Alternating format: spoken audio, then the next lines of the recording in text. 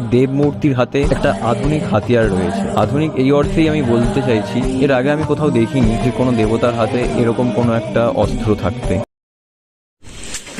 Good afternoon all of you and welcome back to my another blog. তো আজকে আমি আমার দুটো ফ্রেন্ডের সাথে দেখা করতে যাচ্ছি। এটা অ্যাকচুয়াল ফ্রেন্ড না, এটা আমার আমার প্রফেশনাল লাইফ যখন থেকে স্টার্ট হয়েছিল, তো তখন থেকে ওদের সাথে আমি টাচ আপে আছি। তো দ্যাটস ওয়াই অনেকদিন পর ওদের সাথে দেখা করতে যাচ্ছি। বছর পর ওরা আমাকে দুটো ফ্রেন্ড আছে, রায়ান আর সুমন। তো দুজনে মিলে আমাকে বললো হঠাৎ মিট করার ইচ্ছা হচ্ছে, তাই বাড়ি থেকে বেরিয়ে পড়লাম, মিট করতে যাচ্ছি। তো ওরা সোনারপুর স্টেশনে আসবে, চলো মিট করে আসা। তো ওরা সবে শিয়ালদা স্টেশনে আছে, তো আমি সেই জন্য হেঁটেই যাচ্ছি, কারণ সেই যদি অটোতে বা গাড়িতে যাই তো অনেকটা টাইম ওয়েট করতে হবে। তো সেই জন্য আমি হেঁটেই চলে যাচ্ছি। সোনারপুর স্টেশনে এসে আমার জন্য ওয়েট করছে, আর আমি সবে রাস্তা দিয়ে হেঁটে হেঁটে যাচ্ছি। তো বেশি দূর না, এখান থেকে হয়তো আর 20 মিনিট মতন লাগবে বাই ওয়াক। একটু ওয়েট করাই, অনেকদিন পর এদের সাথে, প্রায় অনেকদিন পর দেখা, কারণ লাস্ট আমি এদের সাথে মিট করেছিলাম 2020-তে লকডাউনের সময়। তো লকডাউনের পর আর কোনো দিন ওর সাথে কথা হয়নি, জাস্ট এমনি নর্মাল টেক্সট হতো, আর কোনো সময় কলও করতো। তারপর হঠাৎ কাল রাত্রে আমাকে বলছে যে তোর সাথে দেখা করবো, অনেকদিন দেখা হয়নি। তো সেই জন্য ভাবলাম চলো তাহলে কোথাও দিয়ে একটা ঘুরে আসা যাক। আমি এখনও স্টেশন অবধি পৌঁছাতে পারিনি, তার মধ্যে ওরা 12 বার ফোন করে ফেলেছে। তো ফোন করছে করুক, আমি আপাতত বেশি ছুটে যাব না, আস্তে আস্তেই যাচ্ছি, যেরকম সেরকমই যাব। আমি চাই একটু ওদেরকে বেশিক্ষণ ওয়েট করাতে, কারণ এতদিন পর এসে যখন একটু তো ওয়েট করতেই হবে আমার জন্য। আর ওরা 2 নম্বর প্ল্যাটফর্মে বসে আছে বললো, তো ডাইরেক্ট আমি 2 নম্বর প্ল্যাটফর্মেই চলে যাচ্ছি। আর টিকিটটা কেটে রাখতে বলেছিলাম, জানি না টিকিট কেটে রেখেছে কিনা। আমি বলেই দিয়েছি যে তোরা আসছিস মানে আজকে পুরো খরচাটা তোদের ওপর থেকে, তো আমি কিচ্ছু দেবো না। যদি টিটি ধরে তো টিটির টাকাটাও ওদেরকে দিতে হবে।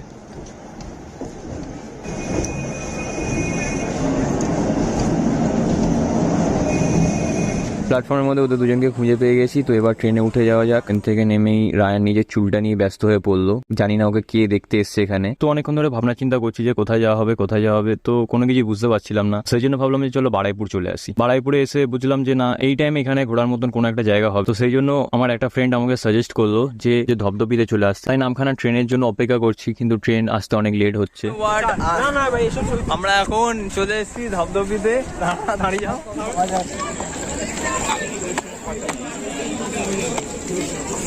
তুই ভিডিও তুলছিস? তো বাঁচতে ইচ্ছা নেই না, ভাই আমার চশমাটা দেখে গেছে। ঠিক আছে ভাই। তো আমরা এখন ঘুরতে ঘুরতে ধবধবি এসেছি। তো ধবধবিতে মেবি কোনো রিজন ছাড়াই এসেছি, কারণ ওরা চাইছিল অ্যাকচুয়ালি যে কোনো রকম একটা গ্রামের প্লেসে ঘুরতে। তো সেই জন্য আমরা এখানে আমি এখানে নিয়ে এলাম। ঠিক আছে, এটা সুমন, অন্ধকারে দেখতে হবে না, আর এটা রায়ান। আর এখান থেকে তো আমরা একটা কাকুর কাছ থেকে সমস্ত ডিটেলস জেনে নিলাম যে আমরা যে জায়গাটা যাচ্ছি, এই জায়গাটার নাম হলো ধবধবি দক্ষিণেশ্বর মন্দির। যেতে যেতে দুটো বাচ্চাকে দেখলাম, দেখে সেখানে সুমন আর রায়ান দুজনে মিলে খেলতে শুরু করে দিল বাচ্চা দুটোর সাথে।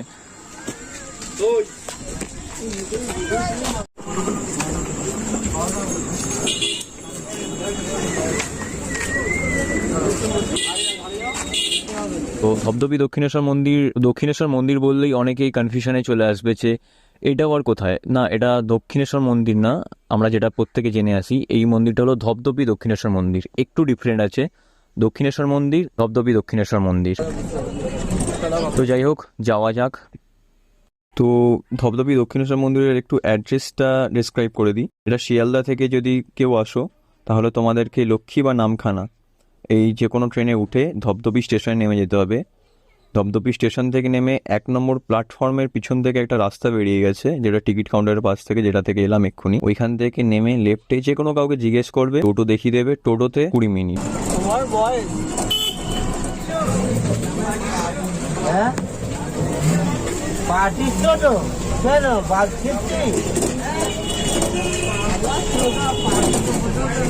কিন্তু আমরা যে টোটোটাতে যাচ্ছিলাম, সত্যি টোটোওয়ালাটা খুবই ইউনিক ছিল, আমাদের মতনই রঙিন কিছুটা।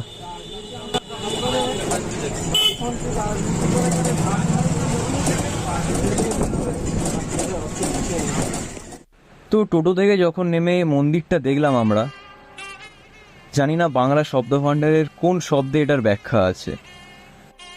এ যেন এক মায়াবী কারিগরের মায়ায় তৈরি এই মন্দির, যেন এই মায়া আজ আমাদের রাতের সঙ্গী হয়ে দাঁড়িয়ে আছে এখানে। কোনো ভাষাতেই ব্যাখ্যা না দেওয়ার মতন এই মন্দিরের রূপ, আর এই রূপের অধিপতি যিনি গর্ভগৃহে অপেক্ষা করছে আমাদের জন্য, তাকে দেখার জন্য রায়ান পাগলের মতন ছুটে চলে যাচ্ছে আগে।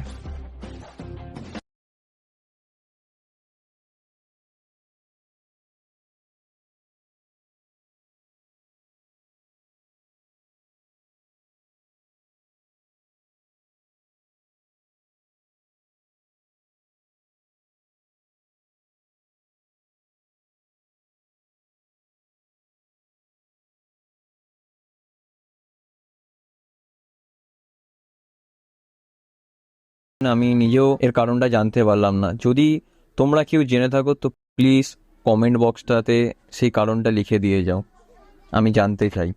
মন্দির থেকে বেরিয়ে পড়লাম, রায়ান বসে আছে প্রসাদ খাওয়ার অপেক্ষায়, আমিও একটু গেলাম। এখানের আরও একটা আকর্ষণীয় জিনিস আছে, সেটা হলো এই রাত্রে এই পুকুর ঘাটটা যেখানে আমরা এখন বসে আছি। তো এটা খুবই সুন্দর লাগছে, কারণ আমি জানি না যে আমাকে রাত্রেই কেন আসতে হলো, বাট আমি এইটুকুনি মনে করছি যে হ্যাঁ, আমি রাত্রে এসে অনেকটাই ভালো কিছু দেখতে পেয়েছি। এই দুপুরবেলা বা সকালের দিকে গরমে এলে হয়তো এতটা এনজয় করতে পারতাম না, এতটা এক্সপ্লোর করতে পারতাম না পুরো জিনিসটা, পুরো মন্দিরটাকে। আর এত চারিদিক কীরকম মায়াবী মায়াবী লাগছে আজকে। যদি তোমরা কেউ আসতে চাও তো তাহলে ইভিনিং টাইমটা বেস্ট হবে। আর অ্যাকর্ডিং টু হিন্দু মাইথোলজি যদি আসতে চাও তো শনি মঙ্গলবার দিনটা এসো, কারণ এই টাইমটা হয়তো পুজো বা যে কোনো কিছু যদি তোমরা পুজো দিতেও চাও তো তোমাদের জন্য এটা বেস্ট হবে।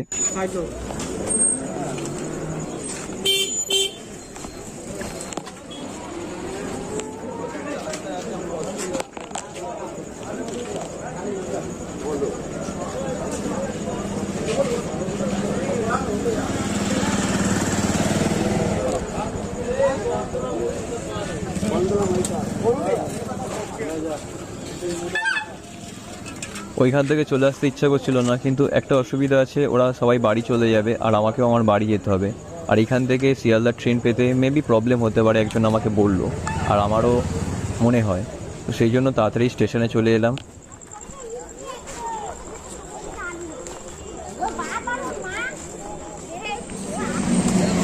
আর বেশিক্ষণ ওয়েট করতে হলো না, দেখতে দেখতে ট্রেনও চলে এলো।